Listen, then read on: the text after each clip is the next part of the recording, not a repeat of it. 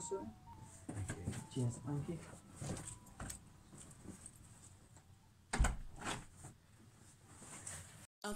So some of you might remember last time I started a model railway series, I actually started with an unboxing video.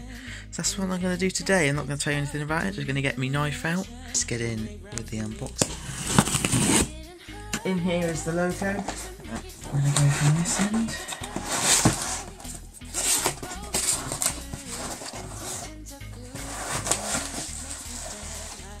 Oh wow, I'm just going to have a first little look. Oh yes, that's brilliant. I'm just going to put the box down there. Then move the bubble wrap out of the way. Right, first of all, take out the tender.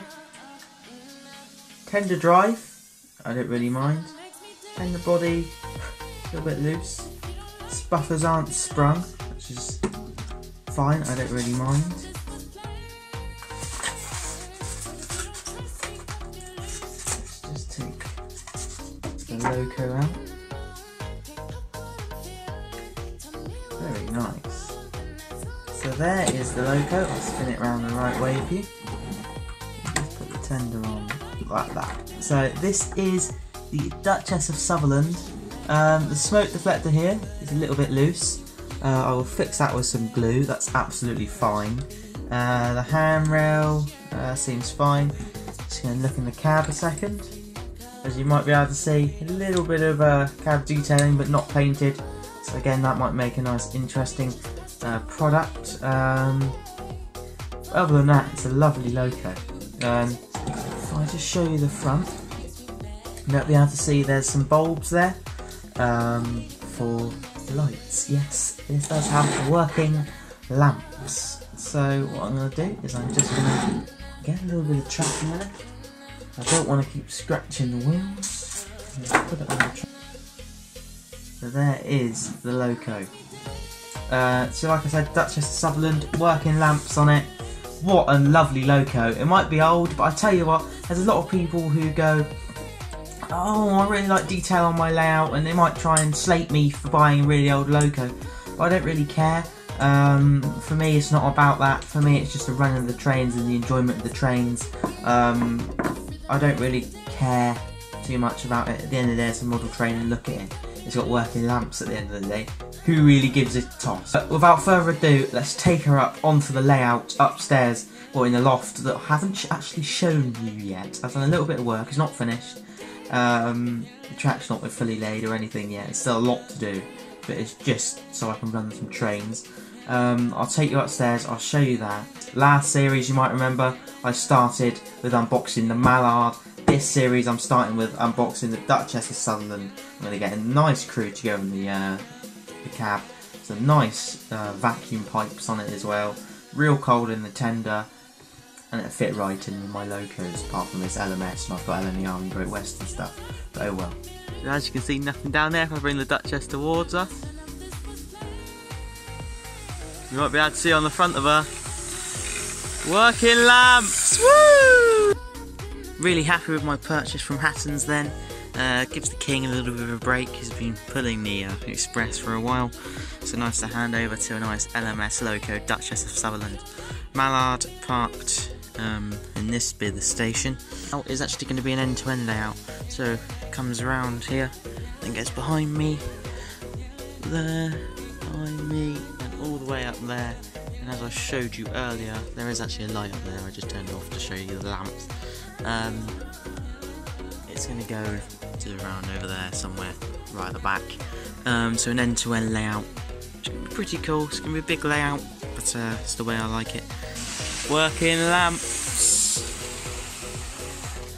But yeah, that is the Duchess of Sutherland, and this is my new model layout. So I'm really glad. We've got something to run trains on again, and we've got a new engine. There will be another unboxing that I'm either going to add into this video or do separately. That's going to be coming on Monday. I'm filming this on Thursday, and that is of my first ever diesel purchase I've ever bought. So I'm looking forward to that. So I'm just going to show you the lamps on the Duchess a bit more clearly. You might be able to see they have lit up, and they're off. they do actually light up, you know, the bottom of the rails there. If I just flick this lamp off, as you can see, they're on, and if I dim the power, they do fade. That's because of what they run on. They run on, you know, track power.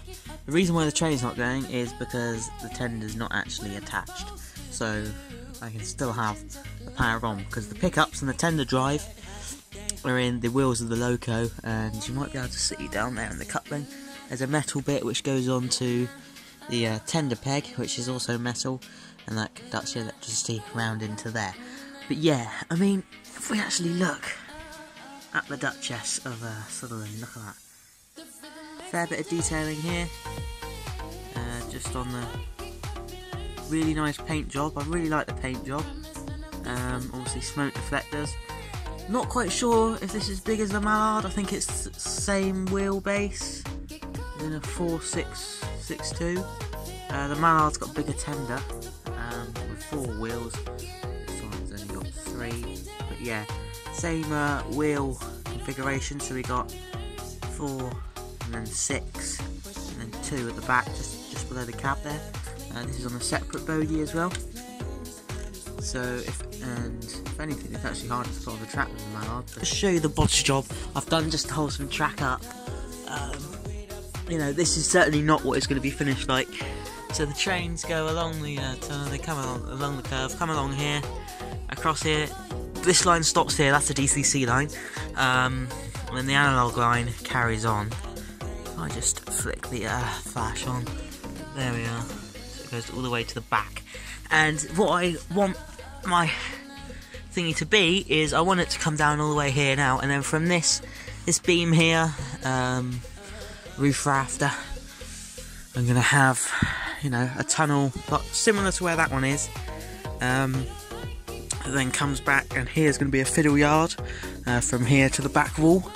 I either want that for this layout, or it's going to come, they're going to curve, it's going to curve round like this. Ignore all this stuff here, this is all going to be moved, and then it's going to carry on along this back wall, and then from this beam here to there, to the end of the roof, a fiddle yard. Just to make that a little bit bigger, because that's what we want big. But yeah, this track, most of it's flexi track, that's why you might be able to see it kind of wobbles. But yeah, I'm going to run some trains.